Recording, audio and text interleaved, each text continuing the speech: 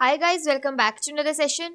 मैं आबा भनोट लेकर आई हूँ आपके लिए करंट अफेयर्स का एपिसोड नंबर 848। आज की तारीख है 23 नवंबर 2020। हमारे दो चैनल्स हैं, पिनाकल और फ्रंटियर आईएएस, और अगर अभी तक आपने चैनल्स को सब्सक्राइब नहीं किया है तो सब्सक्राइब करना बिल्कुल ना भूलिएगा। साथ ही साथ इस बेल आइकन को जरूर दबाना है ताकि हमारी आने वाली हर वीडियो की नोटिफिकेशन आपको मिल सके। हमारी दो वेबसाइट्स हैं, sscglpinnacle.com और baljeedhaka.com। इन दोनों को विजिट करना बिल्कुल ना भूलिएगा।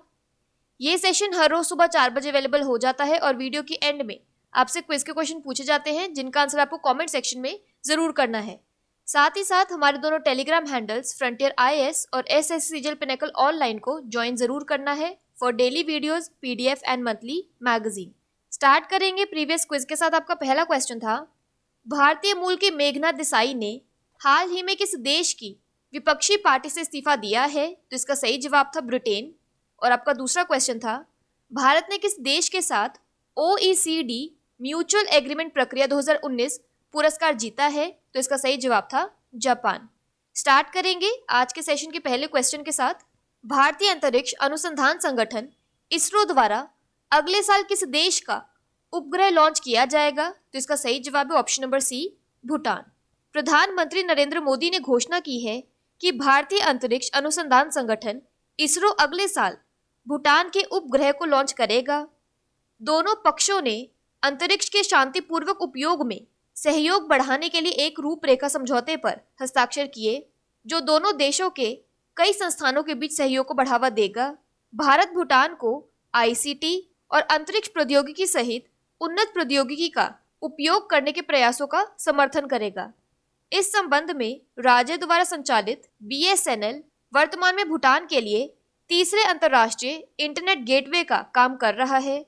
भारत के दक्षिण एशिया उपग्रह का उपयोग करने के लिए भूटान में एक ग्राउंड अर्थ स्टेशन का उद्घाटन पिछले साल अगस्त में पीएम मोदी की यात्रा के दौरान किया गया था। और अब भारत टेम्पू प्रसारण और आपदा प्रबंधन की सुविधा का उपयोग कर रहा है।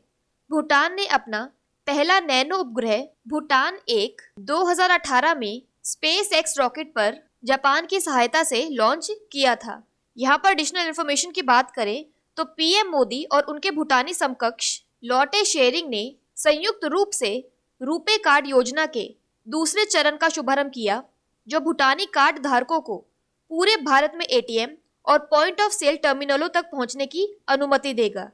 परियोजना के पहले चरण ने भारतीय आगंतुकों को भूटान में एटीएम और पॉइंट ऑफ सेल टर्मिनलों तक पहुंचने में सक्षम बनाया। इसे पिछले साल पीएम मोदी की यात्रा के दौरान लॉन्च किया गया था। बात करें भूटान की तो इसकी कैपिटल है टिम्फू, करेंसी है भूटानीज नगल्ट्रम और किंग है जिग्मे खेसर नमगयल वांगचुक। अगला प्रश्न है, किस राज्य के पुलिस स्टेशन को गुणवत्ता प्रबंधन प्रणाली के लिए आईएसओ प्रमाणन प्रदान किया गया है? तो इसका सही जवाब है ऑप्शन नंबर बी, नागालैंड। उत्तर पुलिस स्टेशन कोहिमा गुणवत्ता प्रबंधन प्रणाली के लिए आईएसओ प्रमाणन के साथ राज्य का पहला पुलिस स्टेशन और सरकारी कार्यालय बन गया है। पुलिस स्टेशन कोहिमा टाउन के केंद्र में स्थित है, जो ब्रिटिश शासन द्वारा वर्ष 1933 में नागा हिल्स जिले के तहत पहला स्थापित पुलिस स्टेशन था। इसे आईएसओ 9001-2015 प्रमाणन प्रदान किया गया है, जिसमें पुलिसिंग और गतिविधियों की संबंधित कार्यविधियों पर गुणवत्ता प्रबंधन प्रणाली के निर्दिष्ट मापदंडों को पूरा करना शामिल है। यहाँ पर एडिशनल इन्फॉर्मेशन की बात करें तो आंध्र प्रदेश के चित्तूर जिले में श्री सिटी को अंतर्राष्ट्रीय मानकीकरण संगठन से गुणवत्ता प्रबंधन प्रणाली और पर्यावरण प्रबंधन प्रणाली के लिए आईएसओ मान्यता प्रमाण पत्र प्राप्त हुआ है।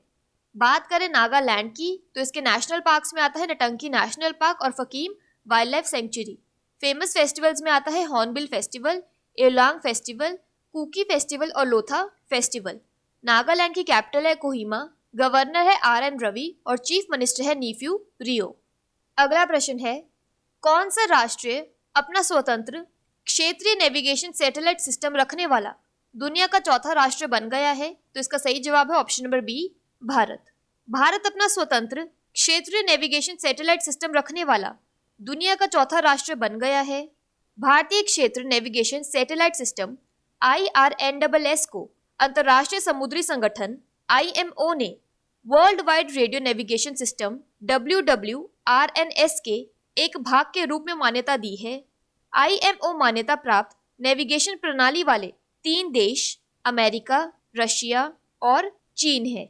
IRNSS को हिंद महासागर के जल में जहाजों के नेविगेशन में सहायता के लिए सटीक स्थिति सूचना सेवाएं प्रदान करने के लिए डिजाइन किया गया है।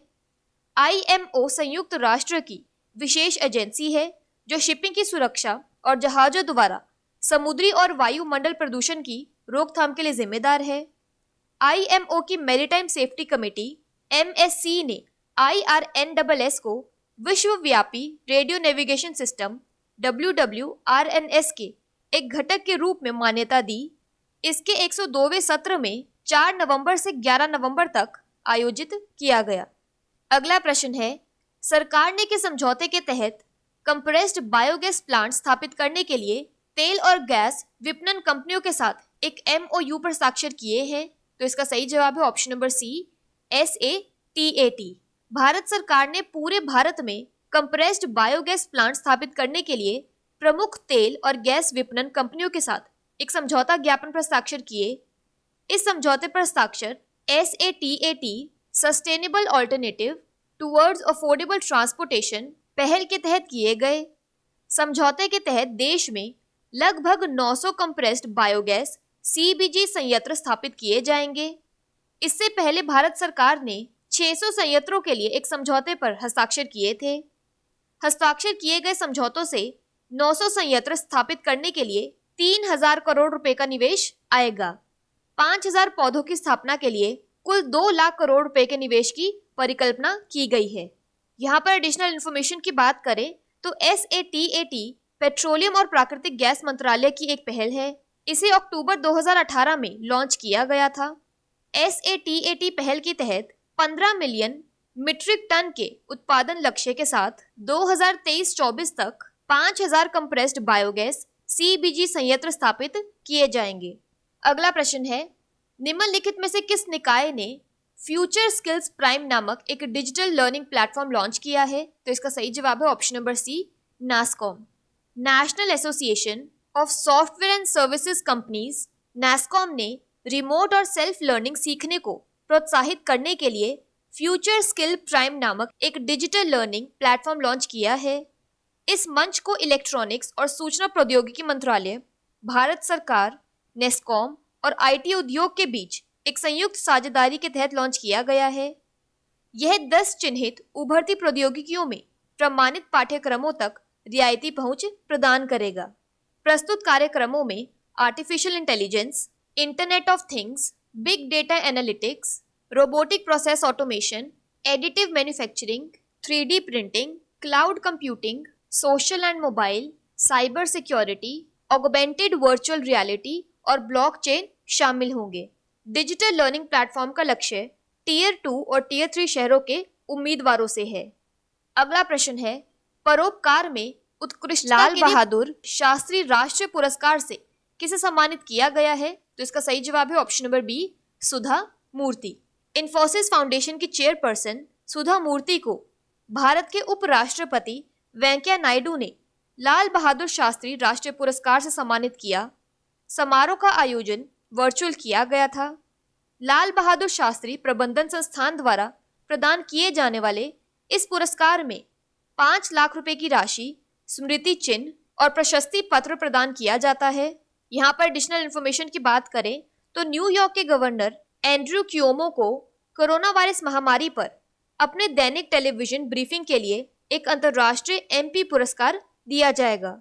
यहाँ पर एक क्विक रिवीजन की बात करें तो grandparents bag of stories book Sudha Murthy ने लिखी है।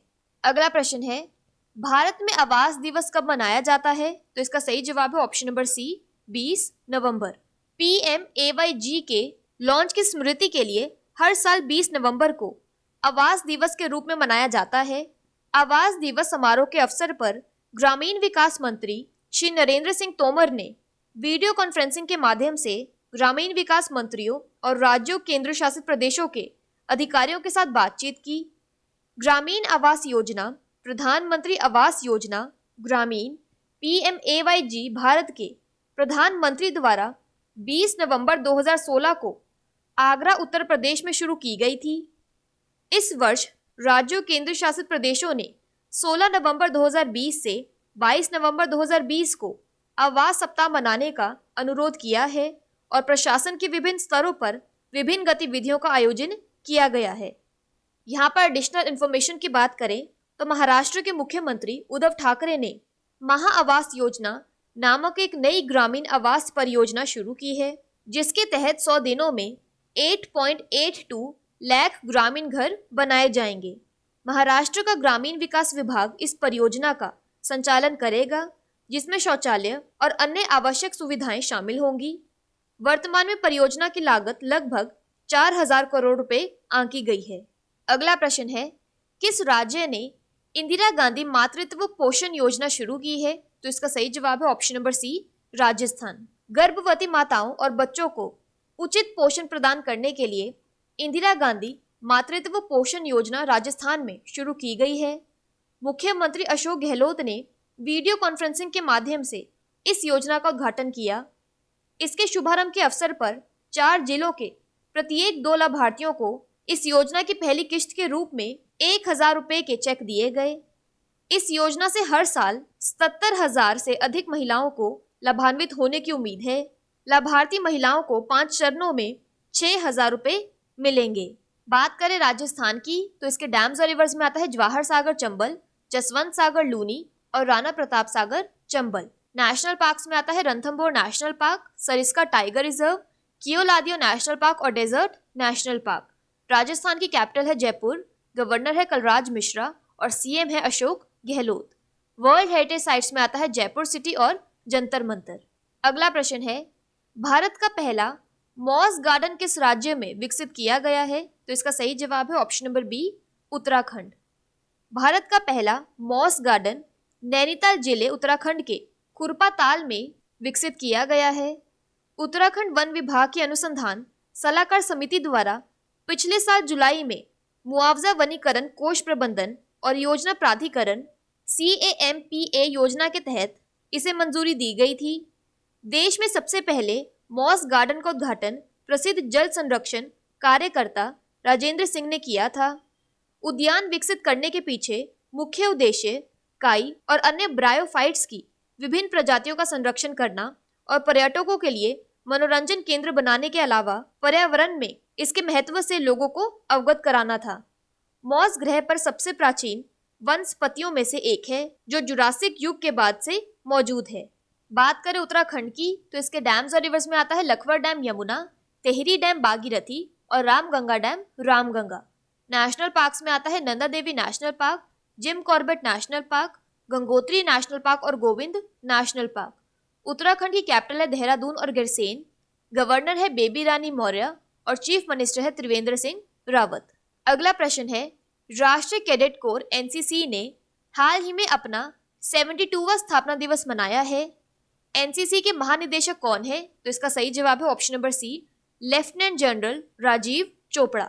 स्थापना दिवस से पूर्व राष्ट्र के लिए अपने जीवन का सर्वोच्च बलिदान देने वाले शहीदों को राष्ट्रीय युद्ध स्मारक पर श्रद्धांजलि अर्पित की गई। वर्तमान वर्ष के दौरान NCC कैडेट्स ने कोविड-19 महामारी के दौरान निस्वार्थ रूप से सेवा के रूप में इस महामारी से लड़ने के उपायों के बारे में जागरूकता फैलाते हुए कोरोना योद्धाओं के रूप में NCC की ओर से अपना अप्रतिम योगदान दिया। इसके रक्षा सचिव हैं डॉक्टर अजय कुमार। NCC के महानिदेशक हैं लेफ्टिनेंट जनरल राजीव चोपड़ा। यहाँ पर एडिशनल इन्फॉर्मेशन की बात करें तो प्रधानमंत्री श्री नरेंद्र मोदी ने 15 अगस्त 2020 को देश के सीमा और तटीय क्षेत्रों में राष्ट्रीय कैडेट कोर कवरेज के विस्तार के लिए एक योजना की घोषणा की थी। बात कर लेते हैं आज के सेशन के क्विक समरी की। तो इसरो नेक्स्ट ईयर भूटान का सैटेलाइट लॉन्च करेगा। नागालैंड के पुलिस स्टेशन को ISO सर्टिफिकेशन दिया गया है। Independent regional navigation satellite system रखने वाला इंडिया 4th नेशन बन गया है। SATAT पहल के तहत गवर्नमेंट ने ऑयल कंपनीज के साथ MOU पर साइन किए हैं। NASSCOM ने फ्यूचर स्किल्स प्राइम नामक एक डिजिटल लर्निंग प्लेटफॉर्म लॉन्च किया है। Lal Bahadur Shastri national award for excellence in philanthropy Sudha Murthy को दिया गया है। आवास दिवस हर साल नवंबर 20 को मनाया जाता है। इंदिरा गांधी मातृत्व पोषण योजना राजस्थान में शुरू की गई है। इंडिया का पहला मॉस गार्डन उत्तराखंड में बनाया गया है। एनसीसी के डायरेक्टर जनरल है लेफ्टिनेंट जनरल राजीव चोपड़ा। बात कर लेते हैं आज के सेशन के क्विज फॉर द डे की। आपका पहला क्वेश्चन है, परोपकार में उत्कृष्टता के लिए लाल बहादुर शास्त्री राष्ट्रीय पुरस्कार से किसे सम्मानित किया गया है? और आपका दूसरा क्वेश्चन है, भारत का पहला मॉस गार्डन किस राज्य में विकसित किया गया है? और अगर अभी तक आपने हमारे चैनल को सब्सक्राइब नहीं किया है तो सब्सक्राइब करना बिल्कुल ना भूलिएगा। साथ ही साथ इस बेल आइकन को जरूर दबाना है ताकि हमारी आने वाली हर वीडियो की नोटिफिकेशन आपको मिल सके। हमारी दोनों वेबसाइट्स sscjlpinnacle.com और baljitdhaka.com को विजिट करना बिल्कुल ना भूलिएगा। साथ ही साथ हमारे दोनों टेलीग्राम हैंडल्स को ज्वाइन जरूर करना है। Thank you so much.